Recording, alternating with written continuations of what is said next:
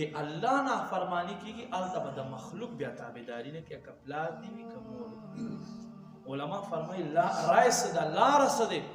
فرمایي رای دا دی، لار دا دی چې مور او پلار مې تر مخه ما ورسره غږېږه، هغه مه خبره وه پټ ته تعلق ورسره ساته چې الله تر مخه اند الله هم ته مجرم نه، او مور او پلار دې هم مقصد دا د تا نه زړه نه بدی، خو کوشش دا کوه چې هغه هم په صلح باندې اماده کړي.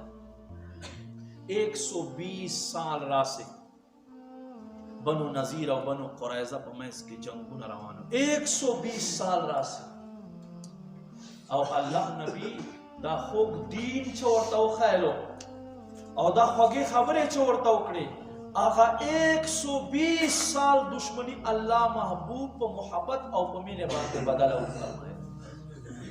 120 سال. نو ما عزتمندو قدرمندو، نن هر سړی په کور کې لانجې دي، هر سړی په کور کې لانجې. یو ځل نبی پاک صلی الله علیه و آله وسلم فرمایل، اے ما صحابو په دې تاسو جماعت کې که یو داسې سړی وي چې هغه خپلو خپلوانو سره تعلق ختم کړی وي، تعلق نه ساتي، پاسې له مجلس نه، دومره سخت الفاظ یې وکړل. یو نوجوان پاسېدو، لږ ټیم بعد بیا راغله، چا تپوس دې وکړو چې دا ولې؟ وایي څه وخت چې الله محبوب وفرمیل چې پاسئ، زه ځکه پاسېدم چې زما یو ترور و هغې سره ما خبرې بند کړې وې، او په کوم مجلس کې چې په کوم کور کې چې قطع تعلق کوونکی سړی وي، هغه مجلس باندې هغه کور باندې الله رحمت نه راورېږي، باندې ځکه دې پاسېدم.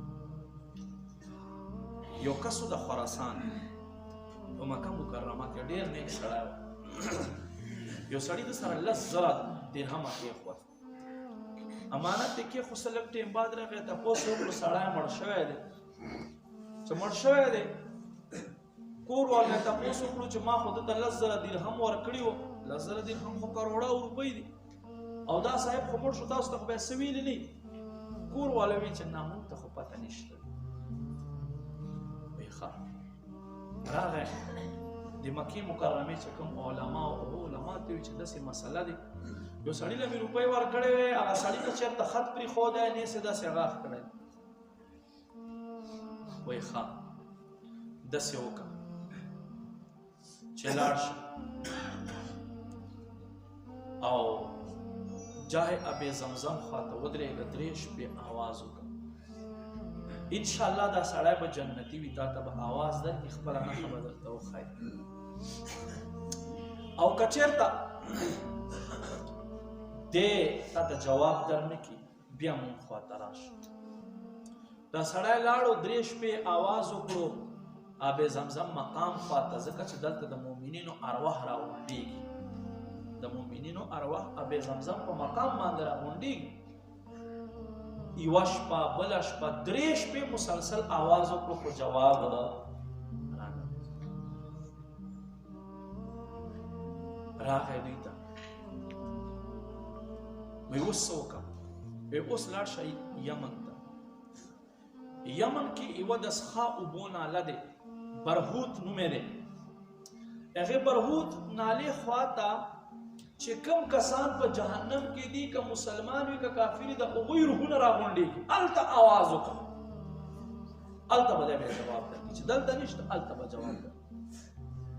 سړی لاړو، پایله شپه چې آواز وکړو جواب یې ورکړو، وایي زه یم. او فلانیا تا ته خو ما قرض درکړو، بلکل امانت دې راکړی او ما سره د امانت شته دی. وایي فلاني ځای کې مې ښخ کړی دی، فلانی فلانی نښی دی، دا ځای زما زوی ته معلوم دی، سره بوین زه هغه به یې درته وښایي. وایي صحیح ده. وایي ته خو ډېر نیک وي، ډېر پارسا وي، ډېر متقي وي، تا نه دا څه کار وشو چې ته جهنمیانو ته راورسېدې؟ وایي بلکل زه نیک وم، نفل به مې کول، تهجد به مې کول، صدقه او خیرات به مې کولو، خو زما یوه خپله وه، زما یوه ترور کې ده او هغې سره ما تعلق ختم کړی، نو بس دې قطع تعلق سزا الله ما ته دا راکړه چې زه جهنم ته